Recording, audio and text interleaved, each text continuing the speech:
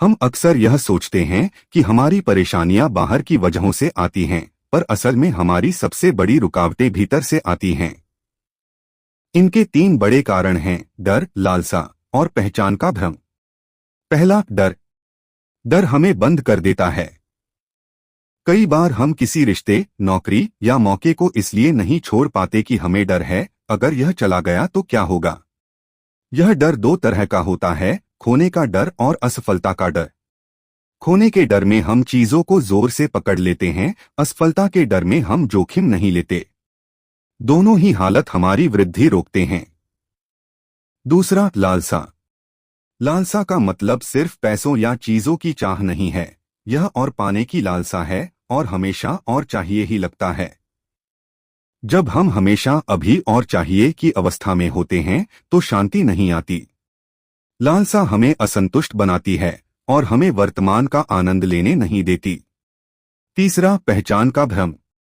हम अपनी पहचान को किसी चीज से जोड़ लेते हैं, जैसे नौकरी, रिश्ता, पद या इमेज। जब वह चीज छिनती है, हमें लगता है कि हम छिन गए। असल में आप कोई नौकरी या टाइटल नहीं हैं। आप अपनी अच्छाइयों, अपने कर्म और अपने मूल्यों से हैं। ये तीनों कारण मिलकर हमारी ऊर्जा निगल लेते हैं। अब छोटा सा अभ्यास करें, कागज और पेन लें। पहले कॉलम में लिखिए, मेरे 3 सबसे बड़े डर। दूसरे कॉलम में लिखिए, मैं इन पर क्या नियंत्रित कर सकती हूँ। तीसरे कॉलम में लिखिए, मैं क्या छोड़ सकती हूँ। यह सरल एक्सरसाइज आपको स्पष्टता देगा कि किस बात में आपकी ऊर्जा बर्बाद हो रही है। जब आप डर को नाम दे देते हैं, वह आधा हल्का हो जाता है। अब एक छोटी कहानी। सीमा की मां चाहती थी कि उसकी बिटिया डॉक्टर बने। सीमा की बेटी का मन कला में था। सीमा का डर, समाज क्या कहेगा, उसने बेटी को दबा दिया। बेटी ने किसी दिन हिम्मत की और अपनी कला शो में भाग लिया। धीरे धीरे समाज भी बदला, पर सबसे बड़ी बात थी कि बेटी ने अपनी पहचान खुद तय की। इसी घटना से पता चलता है डर और पहचान का भ्रम कैसे फैसलों को प्रभावित करते हैं। अब जानिए इन तीनों को कैसे कम करें। डर के साथ दोस्ताना व्यवहार। डर को दबाने की जगह उसका सामना कीजिए। रोज 2 मिनट बैठकर उस डर का नाम लें और पूछें, अगर यह हुआ तो मैं क्या करूंगी। लालसा में संतुलन। हर दिन 3 चीजों की लिस्ट बनाइए जिनके लिए आप शुक्रगुजार हैं। जिम्मेदारी से चाहें, पर संतोष का अभ्यास भी जरूरी है। पहचान को फिर से परिभाषित करना। लिखिए, मेरी असली पहचान ये चीजें हैं, और 5 ऐसे गुण लिखिए जो नतीजे से परे हों, जैसे दयालुता, मेहनत, जिज्ञासा। इन तीनों उपायों को रोजाना छोटे छोटे कदमों में अपनाइए और आप पाएंगे कि धीरे धीरे पकड़ ढीली होती जा रही है। अंत में एक सरल मंत्र जो आप सुबह बोल सकते हैं: मैं प्रयास करूंगी, परिणाम की चिंता छोड़ दूंगी।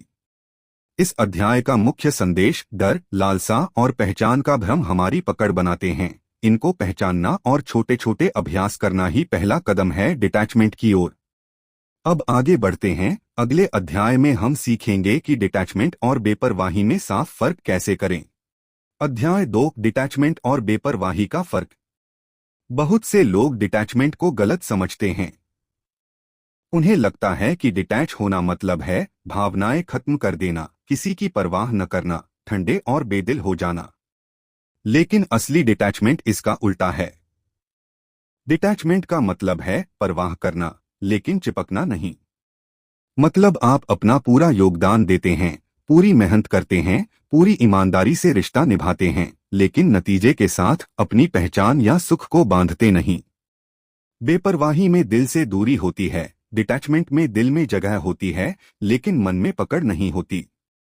उदाहरण के लिए, मान लीजिए आपने अपने दोस्त को किसी काम में मदद की। अगर आप डिटैच हैं तो आप मदद करेंगे और उसके बाद उस काम के सफल या असफल होने से आपका मूड नहीं बिगड़ेगा। अगर आप बेपरवाह हैं तो आप शायद मदद ही न करें या आधा अधूरा करें, क्योंकि आपको फर्क ही नहीं पड़ता। डिटैचमेंट हमें मजबूत बनाता है, बेपरवाही हमें सुन्न बना देती है। और याद रखिए, मजबूत बनने का मतलब है संवेदनशील रहकर भी टिके रहना। इसको समझने के लिए एक छोटा सा अभ्यास। आज रात सोने से पहले अपने दिन के 3 काम लिखें जिनमें आपने दिल से कोशिश की लेकिन नतीजे पर अटकाव नहीं रखा। ये छोटे छोटे पल आपको दिखाएंगे कि डिटैचमेंट असल में आपको ज्यादा आजाद और खुश करता है। एक कहानी। अरुण एक किसान था। उसने पूरे साल खेत में मेहनत की। बारिश समय पर नहीं आई, फसल आधी रह गई। गांव वाले दुखी थे, पर अरुण ने कहा, मेरे हिस्से का काम पूरा हो गया था, मौसम मेरे हाथ में नहीं था। उस साल उसने अपने बच्चों के साथ ज्यादा वक्त बिताया, कर्ज कम किया और अगले साल बेहतर बीज खरीदे। उसकी शांति का राज डिटैचमेंट। इस अध्याय का सार, डिटैचमेंट का मतलब है पूरे दिल से जीना और फिर छोड़ देना। बेपरवाही का मतलब है शुरुआत ही न करना। दोनों में फर्क समझना जीवन बदल देता है। अगले अध्याय में हम देखेंगे कि कैसे माइंडफुलनेस यानी पूरी तरह वर्तमान में रहना हमें डिटैचमेंट की ताकत देता है। अध्याय 3, वर्तमान में जीना, माइंडफुलनेस और ग्राउंडिंग। वर्तमान में जीना कोई नई सोच नहीं, पर हमारी रोजमर्रा की जिंदगी ने हमें अतीत और भविष्य की दो तरफा खींच लिया हुआ है। हम या तो अतीत की गलतियों का पछतावा कर रहे होते हैं या भविष्य की चिंताओं में उलझे रहते हैं। इसी खोए हुए ध्यान की वजह से हमारी शांति और ऊर्जा चुर जाती है। डिटैचमेंट का एक बड़ा हिस्सा यही है, अब और यहां ठहरना सीखना। वर्तमान में रहना मतलब हर पल को पूरी तरह महसूस करना। यह ध्यान देना कि आप क्या देख रहे हैं, क्या सुन रहे हैं, क्या महसूस कर रहे हैं। जब आप अभी के क्षण में टिकते हैं तो डर और चिंता अपने आप घटने लगते हैं, क्योंकि वे या तो अतीत से आते हैं या भविष्य के बारे में सोचकर पैदा होते हैं। यही कारण है कि माइंडफुलनेस डिटैचमेंट का शक्तिशाली टूल है। एक आसान अभ्यास है 5, 4, 3, 2, 1 तकनीक।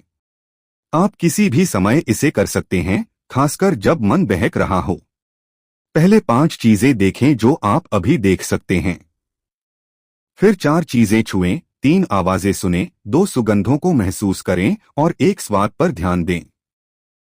यह सरल तरीका दिमाग को तुरंत वर्तमान में ले आता है और आपको ठंडा कर देता है। आप महसूस करेंगे कि चिंता की लहरें धीरे धीरे उतर जाती हैं। एक और तरीका है संज्ञानात्मक ब्रेक लेना। जब भी आप पाते हैं कि आप बहुत सोच रहे हैं, 3 गहरी सांसें लें और हर सांस के साथ कहें, मैं यहां हूं। यह आपके शरीर और मन को संकेत देता है कि आप सुरक्षित हैं और अभी का पल संभाला जा सकता है। छोटे छोटे ब्रेक्स दिन में कई बार लेने से आपकी कुल चिंता और ओवरथिंकिंग घटती है। माइंडफुलनेस का अभ्यास रोज 5 से 10 मिनट से शुरू करें। सुबह उठकर या सोने से पहले ये समय दें। एक साधारण अभ्यास यह है, सांसों को गिनना। अंदर निकास के साथ 1 से 10 तक गिनते जाएं और अगर ध्यान भटके तो बिना आलोचना के फिर से 1 से शुरू करें। यह आपकी मानसिक मांसपेशी को मजबूत करता है। जैसे जैसे आप अभ्यास बढ़ाएंगे, आपका ध्यान लंबे समय तक टिकेगा और आप स्वाभाविक रूप से वर्तमान में रहने लगेंगे। अब एक छोटी कहानी सुनिए। मीना रोज सुबह ट्रेन में ऑफिस जाती थी। वह हमेशा आगे क्या होगा, किसने क्या कहा, किस किस काम में देरी हुई, इन सब बातों को सोचकर परेशान रहती। एक दिन उसने सोचा कि क्यों न रास्ते में सिर्फ बाहर की दुनिया को देखा जाए। उसने अगले दिन से फोन चुप कर दिया, बाहर की छोटी छोटी चीजों पर ध्यान दिया, पेड़ों की हरियाली, बच्चे का खेल, दुकानदार की हंसी। कुछ ही दिनों में उसने महसूस किया कि ऑफिस के तनाव का असर कम हो रहा है। वह शाम को घर जाकर भी ज्यादा हल्की महसूस करती थी। मीना की यह छोटी सी आदत धीरे धीरे बड़ा बदलाव बन गई। वर्तमान में रहकर आप न केवल शांति पाते हैं, बल्कि बेहतर निर्णय भी लेते हैं। जब आपका मन शांत और स्पष्ट होता है, तो आप स्थितियों पर बेहतर प्रतिक्रिया दे पाते हैं, जो डिटैचमेंट का मूल उद्देश्य है। आप प्रतिक्रिया और प्रतिक्रिया के बीच कुछ दूरी बनाना सीखते हैं, उस दूरी में आप समझदारी से चुना करते हैं। व्यवहारिक टिप्स, दिन में एक सार्वजनिक समय चुनें, जैसे दोपहर के खाने के बाद, और 5 मिनट सिर्फ अपने आसपास के अनुभवों पर ध्यान दें। काम करते समय हर 45 मिनट पर 2 मिनट खड़े होकर कुछ जल लें और सांसों पर ध्यान दें। रात में सोने से पहले दिन के 3 अच्छे पलों को लिखें। यह आपको वर्तमान में बने रहने और शुक्रगुजार रहने की आदत सिखाएगा। अध्याय 4 प्यार में डिटैचमेंट, रिश्तों में आजादी और भरोसा। प्यार में अक्सर हम गलती से पकड़ बना लेते हैं। हमें लगता है कि जितना ज्यादा हम किसी को नियंत्रित करेंगे या उसके इर्द गिर्द घुसे रहेंगे, उतना ही सुरक्षित रहेगा। पर असलियत उल्टी होती है। जब हम अपने प्यार को कड़ाई से बांधते हैं तो वह फूलने की जगह दब जाता है। डिटैचमेंट प्यार को कम नहीं करता, वह प्यार को साफ, मजबूत और परिपक्व बनाता है। डिटैचमेंट का मतलब यह नहीं कि आप भावनात्मक रूप से दूर हो जाएं। इसका मतलब है कि आप प्यार करते हुए भी अपनी और दूसरे की स्वतंत्रता को स्वीकार करते हैं। आप अपने साथी को बदलने की कोशिश नहीं करते, आप उसे उसी तरह देखकर स्वीकार करते हैं। इससे रिश्ते में भरोसा बढ़ता है और दोनों लोग सुरक्षित महसूस करते हैं। कई बार जलन और असुरक्षा के कारण लोग बार बार पूछताछ करने लगते हैं, छोटी छोटी बातें बढ़ा-चढ़ा कर लेते हैं या हर फैसले में हस्तक्षेप कर देते हैं। यह सब पकड़ बढ़ाता है। डिटैचमेंट सिखाता है कि जब आप अपने असुरक्षा पर काम करते हैं तो रिश्ते का बोझ हल्का होता है। जब आप अपनी उम्मीदों को साफ तौर पर सामने रखकर प्यार के साथ सीमाएं बताते हैं तो सामने वाला भी समझ पाता है कि किस तरह वो आपकी मदद कर सकता है बिना दखल किए। एक आसान तरीका है स्पष्ट और कोमल संचार। जब कुछ परेशानी हो, चुपचाप अंदर न रखें। प्रेम से कहें, मुझे जब तुम देर करते हो तो मुझे चिंता होती है, की जगह आप बोल सकते हैं, मैं समझती हूँ कि तुम्हारा काम व्यस्त है, पर अगर तुम बता दो तो मुझे सुकून मिलता है। यह भाषा आरोप नहीं लगाती, यह जुड़ाव बनाए रखती है और अपेक्षाओं को स्पष्ट करती है। एक और जरूरी बात है अपनी जरूरतों और सीमाओं को समझना। बाउंड्री सेट करना सेल्फिश नहीं है। यह आपकी इज्जत और रिश्ते की इज्जत दोनों बचाता है। समय समरूप सीमाएं रखें, जैसे काम में व्यस्त समय के दौरान फोन पर जरूरत से ज्यादा इंटरप्ट न करना या अलग अलग हितों के लिए समय देना। जब दोनों पक्ष अपनी सीमाएं और प्राथमिकताएं साझा करते हैं तो संघर्ष कम होते हैं और समझ बढ़ती है। रिश्तों में डिटैचमेंट अपने आप में एक अभ्यास है। शुरुआत में यह असहज लग सकता है, खुद को कम प्यार करने वाला महसूस हो सकता है, पर असल में आप बुद्धिमानी से प्यार कर रहे होते हैं। आप कम नियंत्रित कर रहे होते हैं और अधिक भरोसा दे रहे होते हैं। भरोसा वह मिट्टी है जिसमें रिश्ता भी बढ़ता है और व्यक्ति भी खिलता है। छोटी आदतें अपनाएं, हर सप्ताह एक बार बिना किसी अपेक्षा के एक सच्ची तारीफ दें। किसी छोटी बात पर धैर्य दिखाएं और जब कोई समस्या आए तो समाधान की बातें करें, दोष देने की नहीं। अगर आप किसी से चिढ़ते हैं तो बात करने से पहले 10 मिनट शांत होकर सोच लें। वो 10 मिनट आपको प्रतिक्रिया और प्रतिक्रिया के बीच की जगह देंगे और आप शांति से बात कर पाएंगे। एक कहानी, नीलम और रोहित लंबे समय से साथ थे। रोहित को काम के कारण अक्सर देर लगती थी और नीला इसे तब तक व्यक्तिगत रूप से ले लेती जब तक दोनों में बहस न हो जाती। उन्होंने एक शाम बैठकर साफ बात की। रोहित ने कहा कि उसका काम अनियमित होता है, नीला ने कहा कि उसे भी रेश्योरेंस चाहिए। उन्होंने तय किया कि रोहित हर बार देरी होने पर एक संदेश भेजेगा और नीला अपने विचारों को तार्किक तरीके से बताएगी। कुछ महीनों में उनकी लड़ाइयां कम हुईं और उनका भरोसा बढ़ा। दोनों ने महसूस किया कि जब पकड़ थोड़ी ढीली हुई, प्यार मजबूत हुआ। अध्याय 5 कर्म और नतीजों से अलग रहना। मेहनत करें, फल पर निर्भर न हो। कर्म का अर्थ सिर्फ काम करना नहीं है, यह है अपना सर्वश्रेष्ठ देना विद सिंसेरिटी और इंटेग्रिटी। पर अक्सर हम अपने प्रयासों को नतीजों से जोड़ देते हैं और तभी अपनी खुशी और आत्ममूल्य का निर्णय कर बैठते हैं। डिटैचमेंट का एक बड़ा हिस्सा यही है, कठोर परिश्रम करना और फिर परिणामों की गुलामी छोड़ देना। जब हम केवल नतीजे पर फोकस करते हैं तो चिंता और दबाव बढ़ता है। यही दबाव हमारी रचनात्मकता और प्रदर्शन को भी प्रभावित करता है। पर जब हम प्रक्रिया पर ध्यान देते हैं, अपने काम, अपनी प्रैक्टिस, अपनी तैयारी, नतीजा चाहे जैसा भी हो, हमारा मन स्थिर रहता है और हम ऊर्जावान बने रहते हैं। यह विचार भगवद गीता के उस संदेश से मिलता जुलता है, कर्म करो, फल की इच्छा त्याग करो। इसका मतलब यह नहीं कि आप बेपरवाह हो जाएं या परिणामों की परवाह न करें। इसका मतलब है कि आप अपने काम में पूरी लगे रहें, पर उसके परिणाम पर अपनी शांति को निर्भर न बनने दें। एक सरल तरीका है इफ देन प्लान बनाना।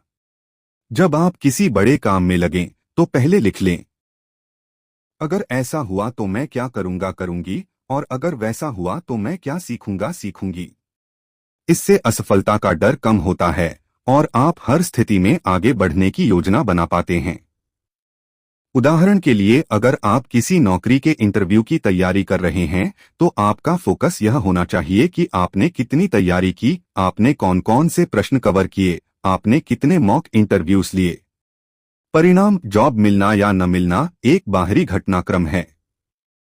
आपने अपना सर्वश्रेष्ठ दे दिया, अब आप उसके नतीजे को स्वीकार कर सकते हैं और आगे बढ़ सकते हैं।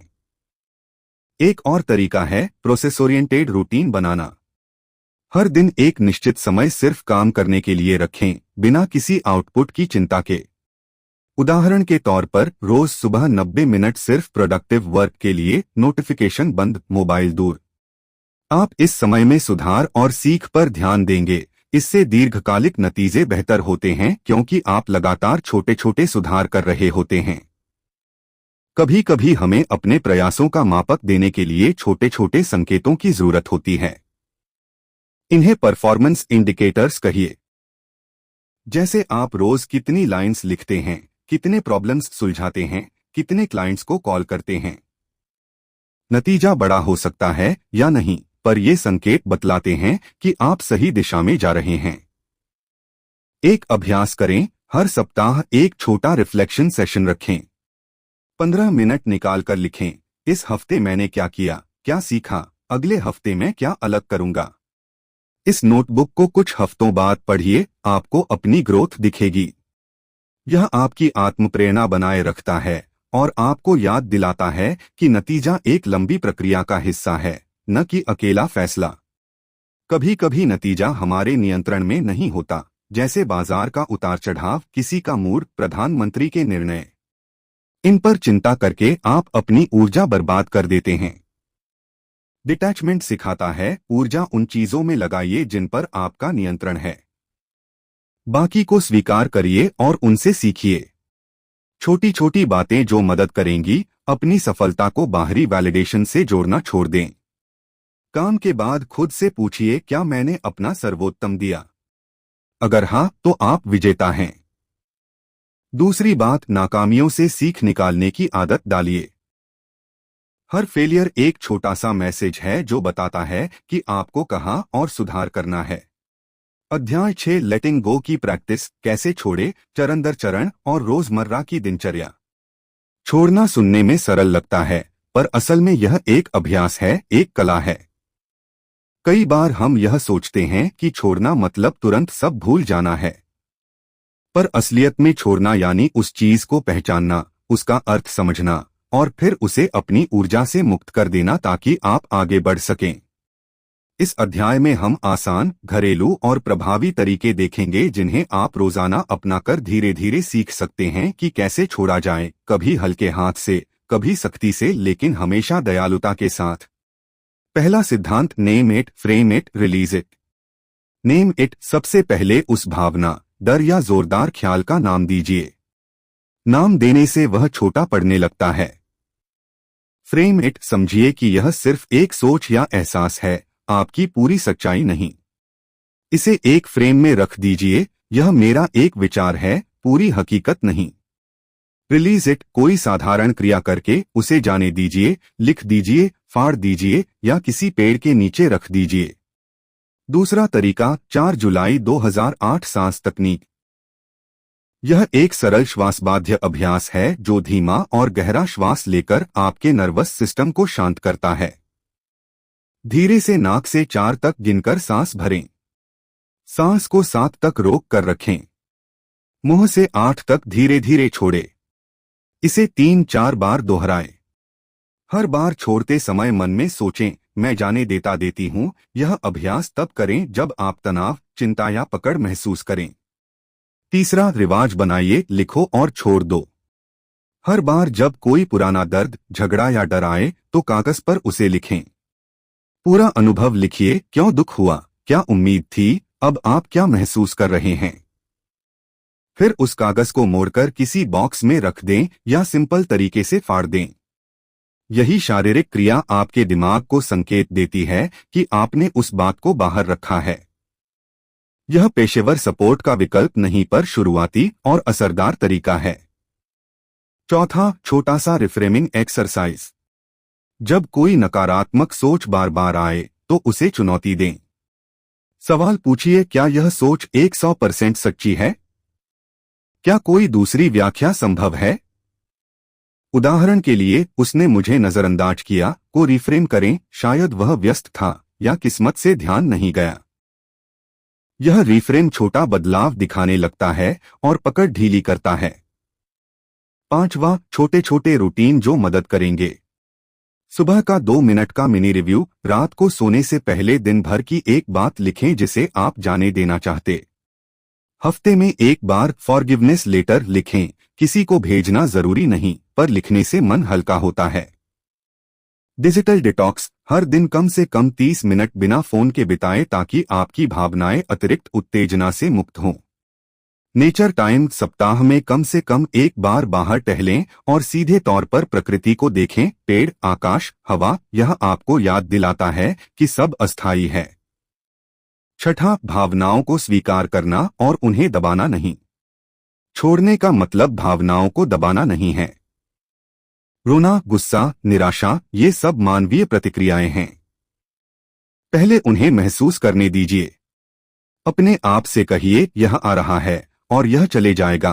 खुद को बताइए कि आपको रोने का, बोलने का या किसी से साझा करने का अधिकार है। महसूस करना पहले कदम है, पीछे छोड़ना दूसरा कदम।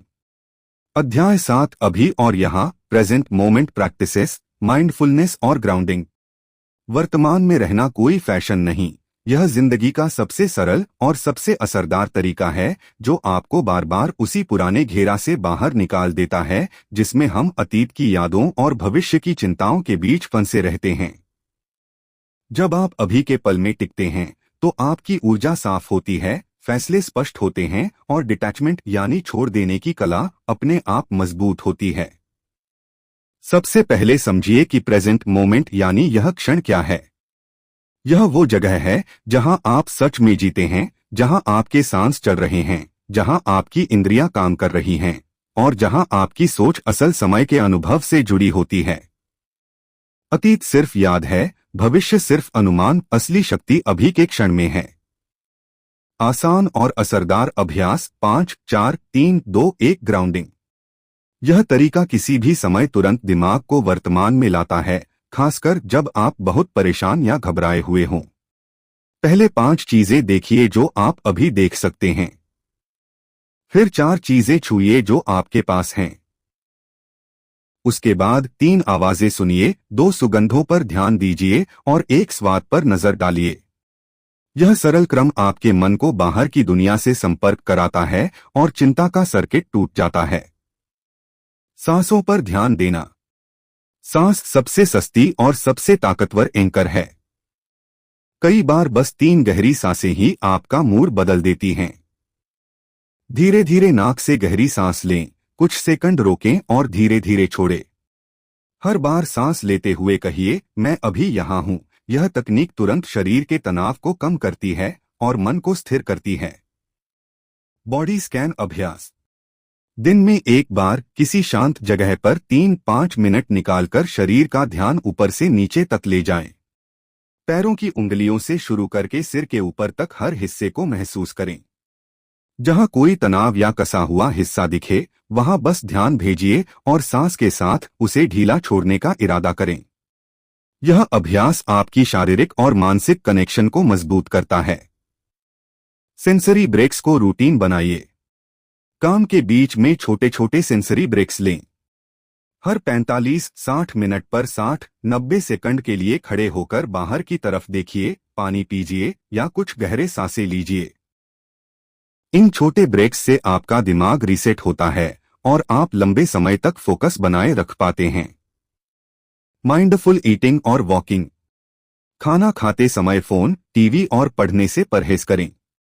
हर कौर को महसूस कीजिए, उसका स्वाद, बनावट और तापमान। इससे खाने का आनंद बढ़ता है और आप अनजाने में ओवर ईटिंग से बचते हैं। इसी तरह जब टहलने जाएं तो सिर्फ चलिए, आसपास की आवाजें, हवा का स्पर्श और कदमों की ताल सुनिए। यह सरल आदतें आपके दैनिक जीवन में माइंडफुलनेस को प्राकृतिक रूप से जोड़ देती हैं। Digital mindfulness. आजकल की जिंदगी में फोन और सूचनाएं हमारी सतत खुराक बन चुकी हैं। एक जिम्मेदार नियम अपनाइए, दिन में कम से कम 1 घंटा बिना फोन के बिताइए और सोने से पहले 30 मिनट स्क्रीन फ्री रखें। इससे नींद बेहतर होती है और दिमाग में विचारों की भीड़ कम होती है। शुक्रगुजारी का अभ्यास। हर दिन 3 चीजें लिखिए जिनके लिए आप आभारी हैं। यह आदत तुरंत सोच को स्केर्सिटी से अबंडेंस की तरफ मोड़ देती है। जब आप अच्छे पलों पर ध्यान देंगे तब आपकी पकड़ और अपेक्षाएं अपने आप कम हो जाएंगी। अध्याय 8 सेल्फ वर्थ और आउटकम्स का फर्क। आपकी कीमत नतीजों से अलग है। कई बार हम अपनी वैल्यू को नतीजों से जोड़ लेते हैं। अगर प्रमोशन मिला तो मैं सफल हूं, अगर रिलेशनशिप सही रहा तो मैं अच्छा पार्टनर हूं, अगर पास नहीं हुआ तो मैं कमतर हूं। यह सोच हमें उतार चढ़ाव की रेलगाड़ी पर चढ़ा देती है और हर नतीजे के साथ हमारी खुशी और आत्मसम्मान घटते बढ़ते रहते हैं। लेकिन असल बात यह है कि आपकी असली कीमत नतीजों में नहीं, आपके स्वभाव, आपके प्रयास और आपके मूल्यों में है। सेल्फ वर्थ का अर्थ है आप खुद को किस नजर से देखते हैं जब कोई बाहरी चमक नहीं हो। क्या आप दयालु हैं? क्या आप सच्चे हैं? क्या आप सीखने के लिए तैयार हैं? ये सब वो चीजें हैं जो आपकी असली पहचान बनाती हैं। आउटकम्स केवल फीडबैक होते हैं, आपकी पहचान नहीं। यह समझने के लिए एक छोटा विचार करें। एक छात्र जिसने पूरे साल मेहनत की पर परीक्षा में अच्छा नहीं कर पाया, क्या इसका मतलब है कि उसने कम किया? नहीं, उसने प्रयास किया, शेड्यूल फॉलो किया, नई चीजें सीखी। नतीजा अस्थायी है, सीख स्थायी है। यदि आप अपनी कीमत को केवल रिजल्ट से जोड़ेंगे तो हर असफलता पर टूटेंगे, पर यदि आप अपनी कीमत को प्रोसेस से जोड़ेंगे तो हर असफलता आपको बेहतर बनाएगी। कुछ व्यवहारिक तरीके जो मदद करेंगे। हर सुबह 5 आत्म प्रशंसाएं लिखें जो नतीजों से अलग हों, जैसे मैं दयालु हूं, मैं नियमित रूप से प्रयास करती हूं, मैं सीखने वाली हूं। अपने दिन के अंत में एक छोटा रिफ्लेक्शन करें, आज मैंने क्या सीखा, मैंने क्या किया जिससे मैं गर्व महसूस करूं। नतीजा क्या भी हो, इन सवालों से आपका ध्यान आउटपुट से एफर्ट पर आता है। फेलियर जर्नल रखें। हर फेलियर के सामने लिखें, मैंने क्या प्रयत्न किया, क्या सीखा, अगला कदम क्या होगा। इससे फेलियर डर से सीख में बदलता है। सोशल मीडिया और तुलना को सीमित करें।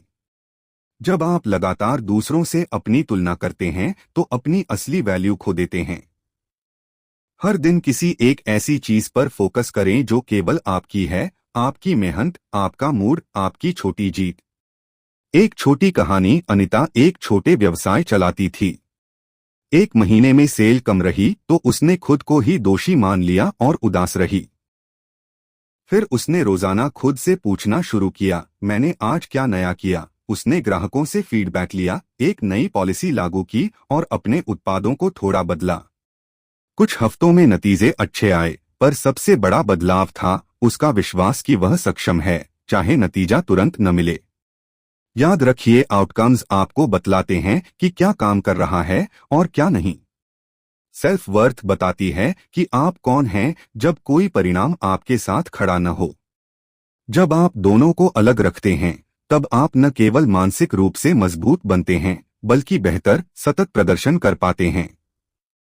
इस अध्याय का सार यह है, अपनी कीमत को बाहरी नतीजों से अलग कीजिए। नतीजे पर ध्यान दें, लेकिन अपनी आत्ममूल्य का आधार वही चीजें रखें जो स्थायी हैं, आपके प्रयास, आपका चरित्र और आपकी लगातार सीखने की क्षमता। अध्याय 9 हेल्थी बाउंड्रीज, प्यार के साथ सीमाएं बनाना और खुद की इज्जत रखना। सीमाएं मतलब दूरी नहीं, बल्कि सम्मान है, अपने और दूसरों दोनों का। जब हम अपने अंदर की आवाज को दरकिनार कर देते हैं या लगातार हाँ कह देते हैं, तो हम धीरे धीरे अपनी ऊर्जा और आत्मसम्मान खो देते हैं।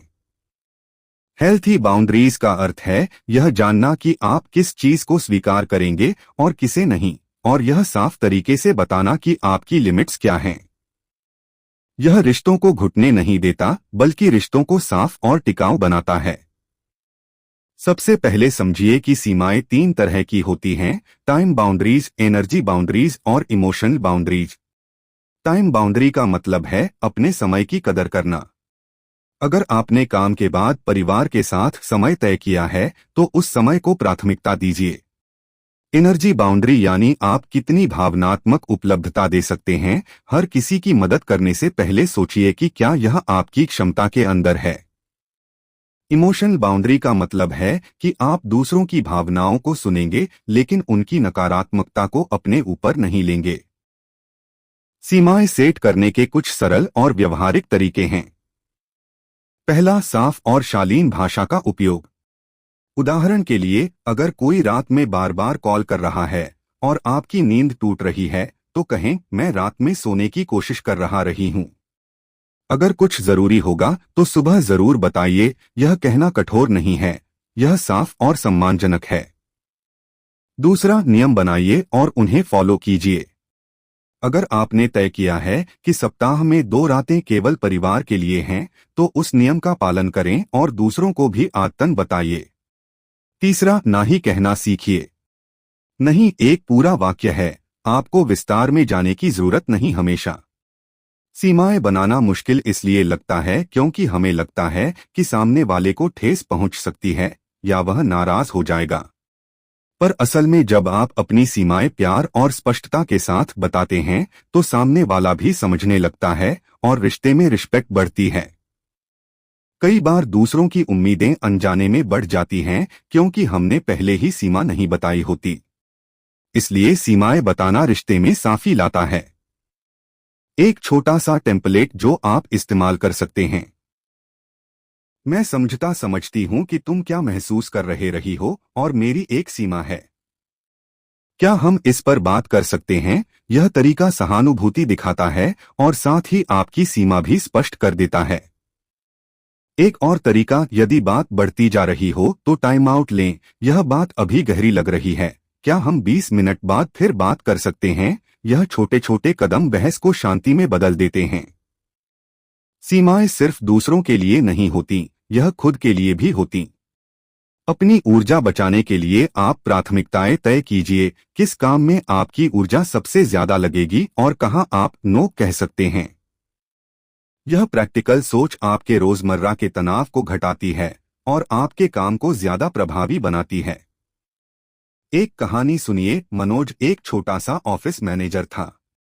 वह हर छोटे बड़े काम कहता था, ठीक है, और रात देर तक काम करके थक जाता था। एक दिन उसने तय किया कि वह शाम 7 बजे के बाद ऑफिस ईमेल का जवाब नहीं देगा। उसने यह अपने साथी कर्मचारियों को बताया और शांति से अपनी सीमा लागू की। पहले थोड़ी हिचक थी, पर कुछ ही दिनों में उसके काम का प्रदर्शन सुधरा और घर पर उसका मूड बेहतर हो गया। अध्याय 10 ओवर थिंकिंग डिटॉक्स, सोच को शांत करना और कार्रवाई केंद्रित बनना। ओवर थिंकिंग यानी बार बार एक ही बात को सोचना। यह हमारे मन की सबसे बड़ी चुनौती में से एक है। यह हमें निर्णय लेने से रोकता है, नींद छीन लेता है और ऊर्जा खा जाता है।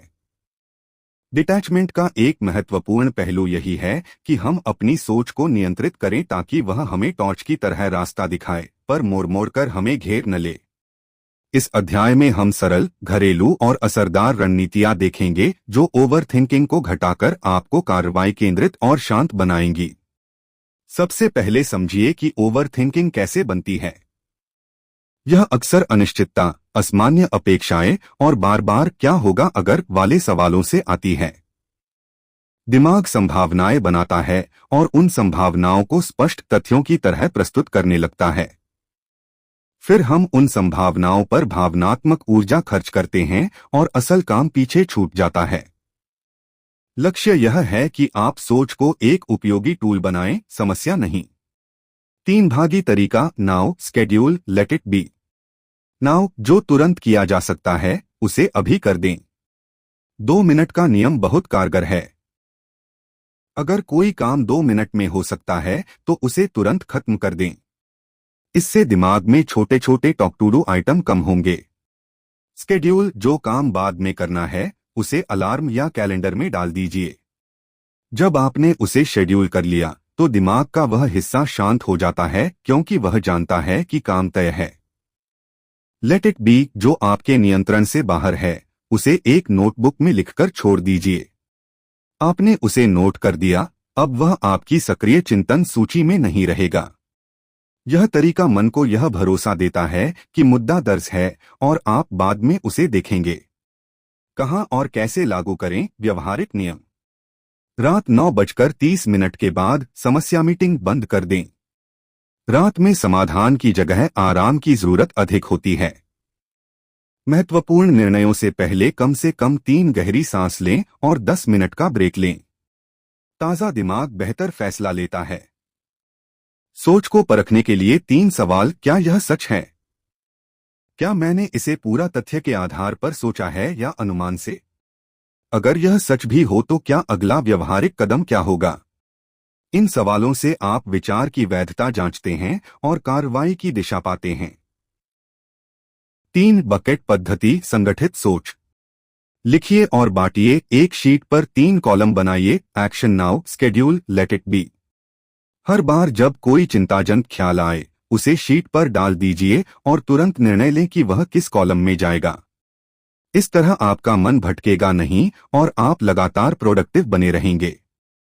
माइंडफुलनेस और शारीरिक संकेत। ओवरथिंकिंग अक्सर शरीर की असहजता के साथ जुड़ा होता है। तेज हृदय की धड़कन, ठंडी चुनिंदा सांसें या कंधों का कस जाना। जब आप ये शारीरिक संकेत महसूस करें तो छोटी सी शारीरिक क्रिया करें। 2 मिनट चलना, पानी पीना या चेहरे पर ठंडा पानी छिड़कना। इससे आपके नर्वस सिस्टम को संकेत मिलता है कि आप सुरक्षित हैं और विचार सुसंगत होने लगते हैं। सोच के चक्र को तोड़ने के रिवाज। 10 से 10 नियम। किसी चिंता पर 10 मिनट सोचिए, फिर 10 मिनट किसी रचनात्मक या शारीरिक काम में लग जाएं। यह नियम सोच को अनंत लूप में फंसने से बचाता है। विचार डायरी। हर रात 5 मिनट में उस दिन की 3 चिंताओं को लिखिए और उनके लिए एक छोटा अगला कदम नोट कर दीजिए। अगले दिन उस कदम को प्राथमिकता दीजिए। इससे चिंताएं समाधान की ओर बढ़ती हैं। अध्याय 11, लॉस, फेलियर और हीलिंग। दर्द को महसूस करना और आगे बढ़ना। हार और नुकसान जिंदगी का हिस्सा हैं। कोई रिश्ता टूटे, नौकरी छूटे, कोई सपना टूटे, दर्द आएगा, यह स्वाभाविक है। लेकिन डिटैचमेंट का मतलब यह नहीं कि आप दर्द न महसूस करें। इसका मतलब है कि आप दर्द को समझें, उसका सामना करें और फिर उसे अपनी पहचान न बनने दें। पहले कदम है स्वीकार करना। दर्द को दबाने की बजाय उसे महसूस कीजिए। रोना, लिखना, किसी से बात करना, ये स्वास्थ्यप्रद प्रतिक्रियाएं हैं। दूसरा कदम है अर्थ देना। जब कुछ गलत होता है तो हम अक्सर खुद को दोषी ठहराते हैं। हीलिंग का मतलब केवल समय नहीं बल्कि उस अनुभव से सीख निकालना भी है। आप पूछिए, इससे मुझे क्या सीख मिली? अब मैं क्या अलग करूंगा? यह प्रक्रिया दर्द को रचनात्मक ऊर्जा में बदल देती है। तीसरा पहलू है रूटीन और स्वयं स्नेह। छोटे छोटे नियम जैसे सुबह का हल्का व्यायाम, ठीक समय पर सोना और सरल आत्म देखभाल आपको भावनात्मक रूप से मजबूत बनाते हैं। अगर दर्द गहरा हो और रोजमर्रा काम प्रभावित कर रहा हो तो प्रोफेशनल मदद लेना बुद्धिमानी है। हीलिंग एक सीधी रेखा नहीं, पर धीरे धीरे आप हल्के होते जाते हैं और जीवन फिर से अपने रंग लाता है। अध्याय 12, डेली रूटीन। डिटैचमेंट के छोटे छोटे नियम, रोजमर्रा की आदतें। डिटैचमेंट को सिद्धांत से व्यवहार में लाने का सबसे सशक्त तरीका है रोजाना छोटे रूटीन बनाना। सुबह उठकर 2 मिनट सांसों की गिनती, दिन में 45 मिनट काम और 5 से 10 मिनट का सेंसरी ब्रेक, रात में 3 अच्छी चीजें लिखना, ये साधारण नियम आपके मन को स्थिर करते हैं। एक और नियम रखें, डिजिटल डिसिप्लिन। खाने के समय फोन न देखें। सोने से पहले कमरा स्क्रीन फ्री रखें। काम के लिए इफ देन प्लान बनाइए। अगर कोई बड़ा फैसला आएगा तो मैं 10 मिनट ठहरकर विचार करूंगा। छोटे नियमों से आपकी प्रतिक्रिया क्षमता बेहतर होती है और पकड़ अपने आप ढीली होती है। रूटीन का मकसद कठोरता नहीं, सहजता लाना है। इन्हें कोमलता से अपनाइए और धीरे धीरे बढ़ाइए। अध्याय 13, रिलेशनशिप्स में सेल्फ केयर। खुद का ख्याल रखना भी जरूरी है। रिश्ते देने लेने का मामला है, पर अक्सर हम अपनी देखभाल पीछे छोड़ देते हैं। सेल्फ केयर एग्जॉटिक नहीं, बुनियादी है। ठीक खाने, पर्याप्त नींद, सीमाएं और अपनी भावनाओं को व्यक्त करना। जब आप खुद का ख्याल रखते हैं तब आपके रिश्ते भी बेहतर होते हैं, क्योंकि आप ऊर्जा से भरे रहते हैं और सहायता देने में सक्षम रहते हैं बिना खुद खाली हुए। सीधा नियम, हर दिन कम से कम 15 मिनट सिर्फ अपने लिए करें। यह वक्त पढ़ने का हो सकता है, चलने का हो सकता है, या बस खामोशी में बैठना हो सकता है। याद रखिए, खुद को पूरा रखने के बिना आप किसी और को पूरा नहीं दे सकते। इसलिए सेल्फ केयर को अपराध न समझिए, इसे प्राथमिकता दीजिए। अध्याय 14, स्मॉल हैबिट्स बिग चेंज। छोटे कदम, बड़ा फर्क। बड़े बदलाव की शुरुआत अक्सर छोटे कदमों से होती है। एक नया बड़ा नियम बनाकर खुद को थका देने की बजाय रोज के छोटे, बार बार होने वाले कार्यों को चुनिए, जैसे हर दिन 10 मिनट पढ़ना, हर दिन एक पेज लिखना, हर सप्ताह एक बार 15 मिनट डिक्लटरिंग। इन छोटे कर्मों का जोड़ समय के साथ बड़ा परिणाम देता है। हैबिट स्टैकिंग ट्रिक आजमाइए। पहले से मौजूद रूटीन के साथ नया काम जोड़िए, जैसे ब्रश करने के बाद 2 मिनट मेडिटेशन करना। छोटे लक्ष्यों की सूची बनाइए और हर दिन एक क्रॉस करिए। यह तरीका आत्मविश्वास बढ़ाता है और पकड़ ढीली करने में मदद करता है, क्योंकि आप लगातार छोटे सफल अनुभव इकट्ठा कर लेते हैं। अध्याय 15, इंटीग्रेशन और अगले कदम, डिटैचमेंट को जिंदगी का हिस्सा बनाना। अब जब आपने कई सिद्धांत, अभ्यास और रोजमर्रा के उपकरण देख लिए हैं, अगला काम है इन्हें मिलाकर अपनी जिंदगी में डालना। इंटीग्रेशन का मतलब है नवीन आदतों को अपने दिनचर्या में बांधना, उन्हें समय देना और छोटे छोटे चेक इन्स रखना। हर 15 दिन में खुद से पूछिए, क्या मैंने कुछ छोड़ा? क्या मुझे हल्का लगा? क्या कोई बिंदु अभी भी चिपका है? छोटे लक्ष्य बनाइए। अगले 30 दिनों के लिए 3 साधारण नियम चुनिए और उनका पालन कीजिए। समुदाय और समर्थन लें, दोस्तों से साझा कीजिए या किसी शैक्षिक समूह में जुड़िए। अंत में धैर्य रखिए। डिटैचमेंट किसी रात में हासिल नहीं होता, पर हर रोज का छोटा अभ्यास आपको उसी ओर ले जाता है। जब आप अपने रिश्तों, काम और उम्मीदों के साथ प्यार और स्पष्टता से जीना सीखेंगे, तब डिटैचमेंट आपकी आंतरिक शांति बन जाएगा। हैंडल करने की कला नहीं, जीवन जीने की कला बन जाएगी।